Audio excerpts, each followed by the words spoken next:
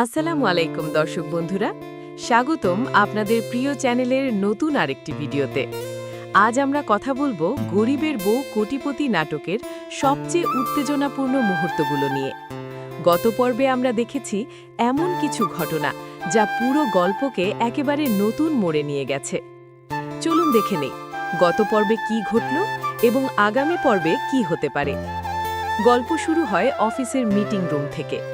সুলাইমান খান রাগে গজগজ করতে করতে বেরিয়ে যাওয়ার পর পুরো রুমে এক ধরনের নীরবতা নেমে আসে।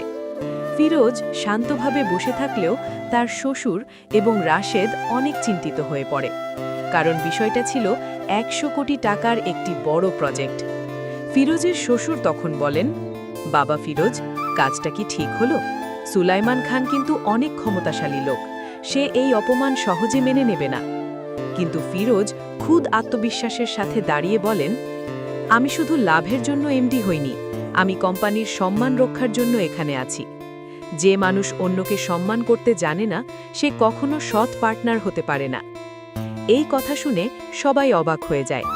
শেষ পর্যন্ত তার শ্বশুর গর্বের সাথে বলেন, আজ তুমি প্রমাণ করেছ আমি ভুল মানুষের হাতে কোম্পানির দায়িত্ব দেইনি।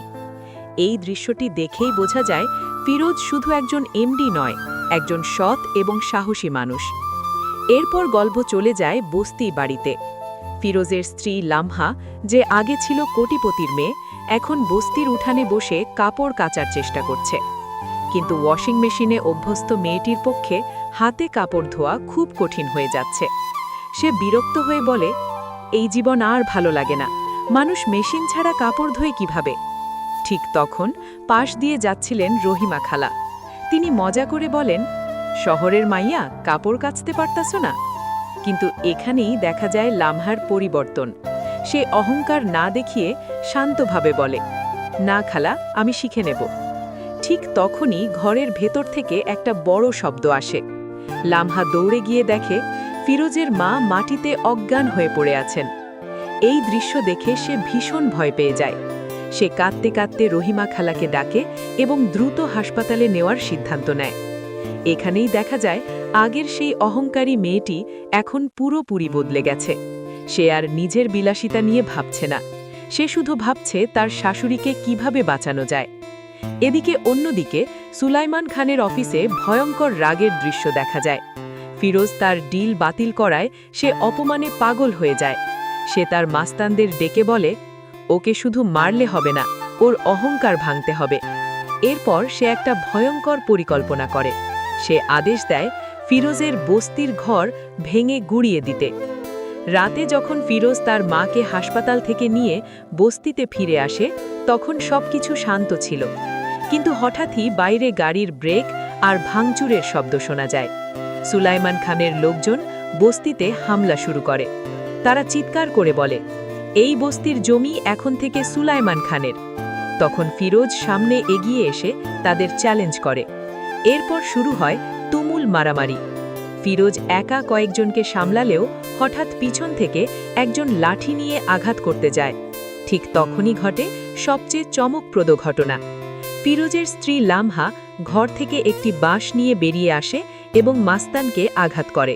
সে চিৎকার করে বলে, খবরদার, আমার স্বামীর গায়ে হাত দিবি না।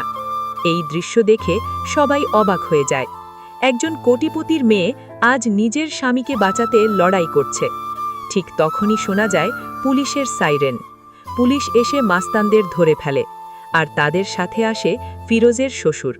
তিনি আগেই বুঝেছিলেন সুলাইমান খান এমন কিছু করতে পারে, তাই তিনি আগেই পুলিশ নিয়ে এসেছিলেন।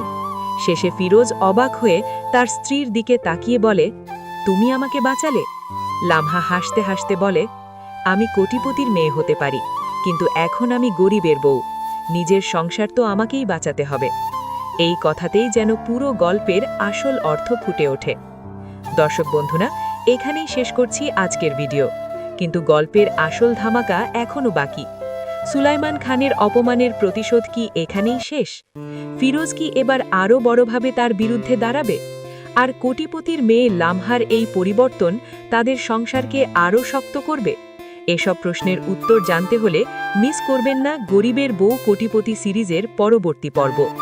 20 তারিখ শুক্রবার দুপুর 12টা শুধুমাত্র ফিল ফ্যাক্টরি ইউটিউব চ্যানেলে।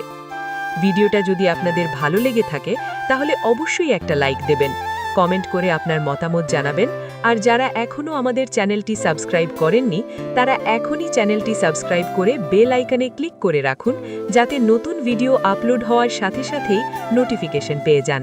ধন্যবাদ সবাইকে।